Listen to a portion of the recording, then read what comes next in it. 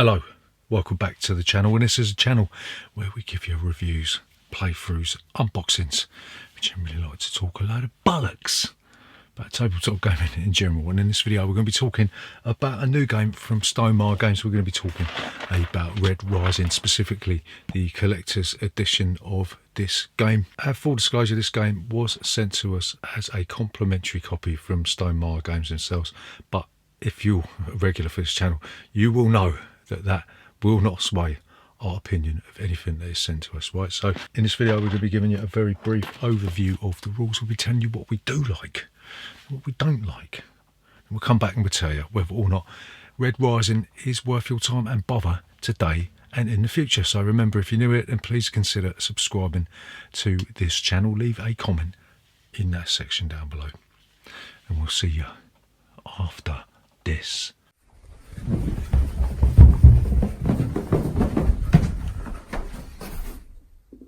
Bollocks! So, Red Rising, how'd you play this game? So this game is based upon a set of books by some geezer called Pierce Brown. I did do my homework before receiving this. I went out and bought the first and the second books, and essentially don't really need to have read the books to play this game, but it certainly helps when identifying certain characters, certain quirks of this game, right? But basically the premise of the Red Rising series is you've got this society on Mars is based into a colour-coded caste system, right? You've got the reds at the bottom, and it goes all the way through to the golds at the top. The reds are the working class, the golds are the ruling class. You've got a character called Darrow who essentially gets fed up with being treated like crap, so he gets recruited by a terrorist organisation, or freedom fighters, depending on which side of the fence you're on, and he changes himself into one of the golds and then infiltrates the ruling class with the intention of bringing it down, right? So the first thing you're going to do in this game is you will place the board in the centre of the table. You'll notice on the board you've got 4 different locations. You've got Jupiter, you've got Mars, you've got Luna, and then you've got the Institute. You'll stick the deck of character cards on the designated spot on the board. You'll place all the fleet markers on the fleet track. Everyone's going to get their set of 10 influence tokens. You'll place the helium tokens in the fox head tray, right? You'll stick the sovereign token next to the board along with the die. Everyone's going to draw 5 character cards, and everyone will be dealt a random house card that has a special ability that's triggered by certain things. So gameplay is exceptionally simple, right? It's probably one of the easiest games to explain. You're only going to be doing 1 or 2 things. You're either going to take the lead action or you're going to be taking the scout action. If you take the lead action, what you'll do, you'll take one of your cards and you'll either play it onto a location, covering up part of any card that is already there, and after that you'll take a card from a location other than the one you place a card on, and you'll put that card into your hand, right? If you don't want to take a card from a location, you can just pick one up from the draw deck. That will allow you to roll the rising die and take the bonus associated with a symbol that's on the die, right? So the symbols on the die mean this. You've got the cross, which allows you to banish the top card of a location of your choice. You've got the eye, which allows you to reveal the top card of the deck and then place but not deploy it in any location. You've got a sovereign marker that will allow you to gain or keep the sovereign token. You will be able to gain a helium, you'll be able to advance once on the fleet track, or you'll be able to place 1 influence on the Institute, right? So when you deploy a card, you'll be able to take its deploy action. You might have the code breaker, and this one says reveal the bottom card of the deck. If it's a gold or silver, leave it there, otherwise gain it. Banish code breaker unless you deployed it on top of a gold or silver. Or you might have Quietus. This is a blue card. It's worth 14 points, and if deployed on the Institute, advance once on the fleet track. Or you might have Evie. She's got 15 points. Her deployability is that you'll be able to banish Evie and all cards at this location. For each gold banished, place 1 influence token on the Institute as a maximum of 3, right? You'll see also that these cards have got an end of game scoring possibility at the bottom. So if you look at Evie, for instance, if you've got Darrow in your hand at the end of the game, she'll give you 15 points. But if you've got Mickey in your hand, then she'll give you minus 15 points, right? Likewise, if you've got Victra, you'll get 10 points if you've got the Howlers in your hand, or you get 10 points if you've got Victra with Severo or Darrow, right? So there's lots of opportunities to score lots of points with these cards, yeah? So once you've deployed a card and you have taken the deployability, then you'll be able to take the bonus associated with each location. If you took a card from Jupiter, you'll be able to advance once on the fleet track. If you took a card from Mars, you'll be able to gain 1 helium token. If you took a card from Luna, you'll gain or keep the sovereign token. This is what triggers the bonus on your house tile, right? And then if you took a card from the Institute, you'll be able to put one of your cubes onto the Institute, right? And all of these things have a lot to do with endgame scoring. So each house has a special ability that's triggered if you get the sovereign token. So Apollo gets an extra turn essentially, and they also get to reveal the top card of the deck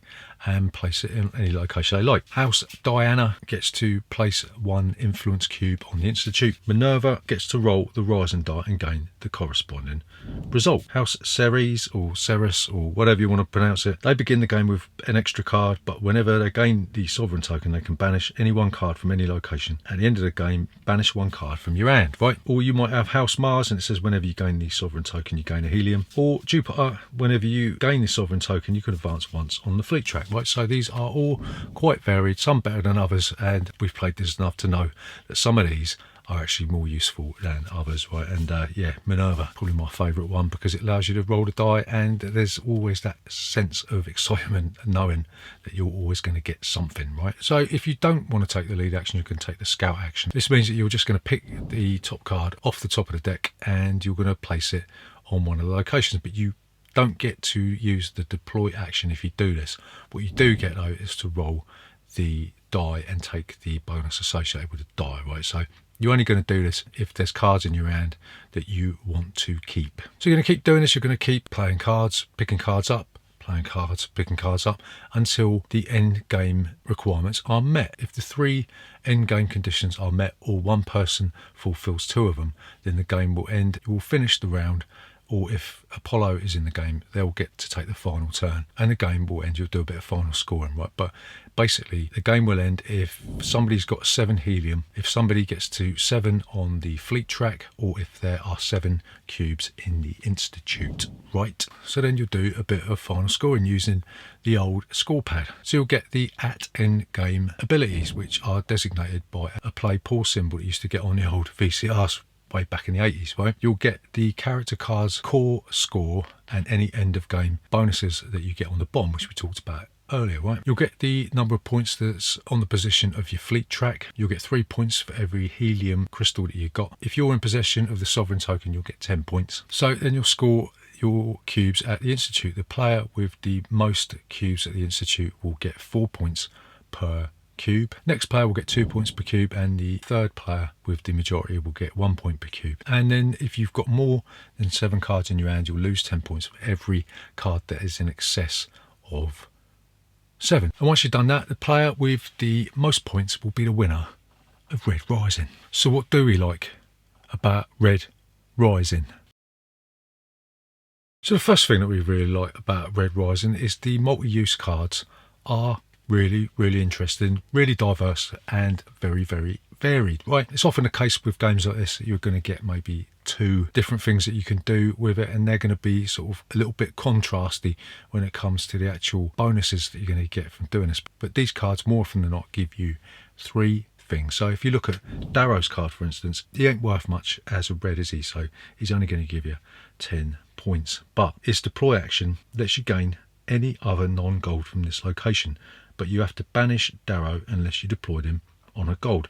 And the main thing about this character is he gets you 30 points if you have 7 or more cards, including Darrow himself, right? And also Darrow links to a lot of other characters that he had relationships with in the books, right? Obviously you ain't going to know that if you ain't read the book, but there are certain cards in this game that ask for Darrow specifically, and I'm going to give you even more bonus points. So on his own, he ain't worth much, but he's a good card to have in your hand if you want to link different combinations of cards together, right? So next thing that we like about Red Rising is the artwork.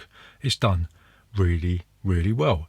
It's a bit of a shame that it was done in a bit of a cartoony way, because the book is essentially a tragedy. It reminds us quite a bit of the Homeric epics like the Iliad and all that sort of thing. Obviously not written in that style at all, but it has a sense of immense sorrow in it, and there's a lot of difficult decisions that are made by the characters.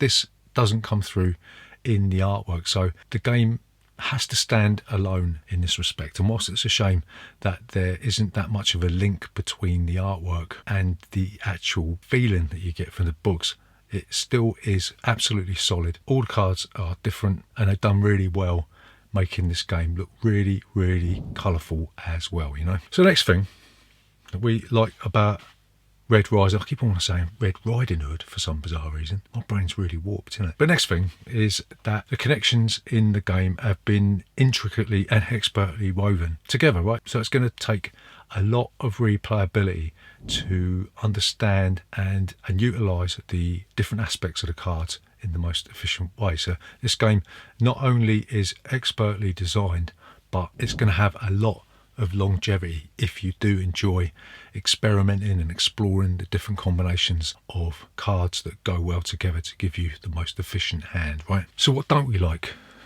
about Red Rising?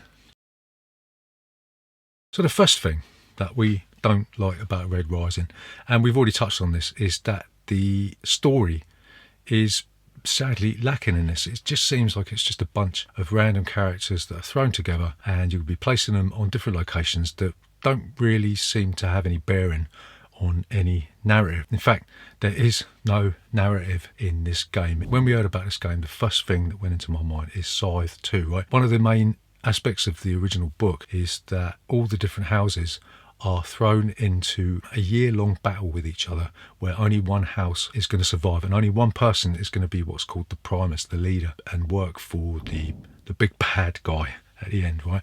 That would have been a perfect way to implement this game, is have all the houses facing off against each other on a map, you know. But the tragic story of what happens in the books just doesn't come across. It's not even in there. It's just characters from the book dumped on a location for no apparent reason whatsoever, and that is a real shame. Second thing that we don't like about Red Rising, and this is more to do with the way that the board is set up. There's two things there that does made in, and that is that the placement for the cards can get in the way of people who are sitting opposite from seeing what cards are pushed further down on each location, right? And the second thing is you can't see the end game score and all the abilities, the deploy abilities of the cards that are underneath other cards, right? And when you're looking at the cards that are on each location, you really do want to know what each card does. And okay, they've got a little strip on the side, but that's not enough. You can't really tell who the characters are that they're referring to or what they actually do. So the fact that these abilities are hidden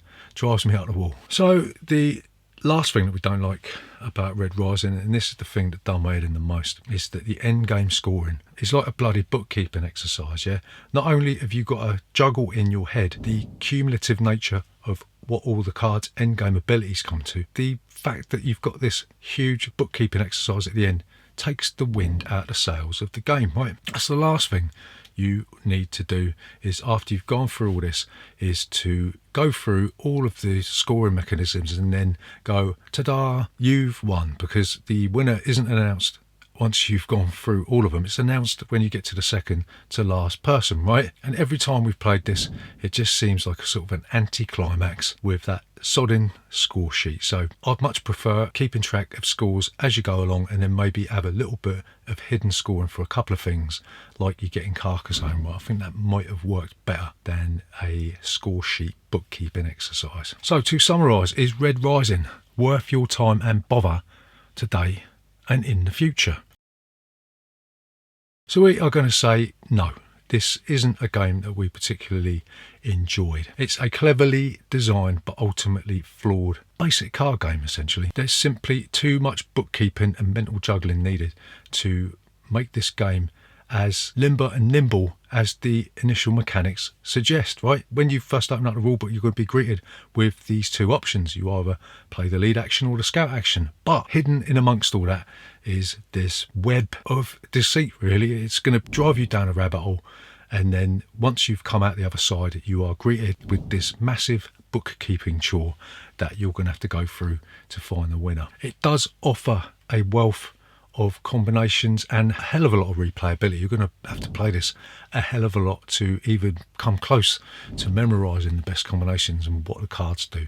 But that again is a problem in itself, because if you're playing with somebody that is inexperienced with this game, then 9 times out of 10, well, 10 times out of 10, the player who's played this the most is going to win because they're going to be more familiar with the combinations and all the cards, right? Basically, it comes down to this. I would say, have you played Fantasy Realms? If you've played Fantasy Realms and you like it, this game is a no-brainer. It's going to be one that you will really, really enjoy. It takes the premise of Fantasy Realms and blows it up into a bigger, deeper experience, right? If you haven't played Fantasy Realms, then I'd suggest that you go and play that first to get a taste of what this is. But if you played Fantasy Realms like we have and you didn't like it like we didn't, then this game is not going to be for you, because it's almost the same game with a few bolt-ons like the die and some abilities and all that sort of thing. So yeah, unfortunately, Red Rising simply wasn't a game that we particularly enjoyed that much. So there you go, that's Red Rising.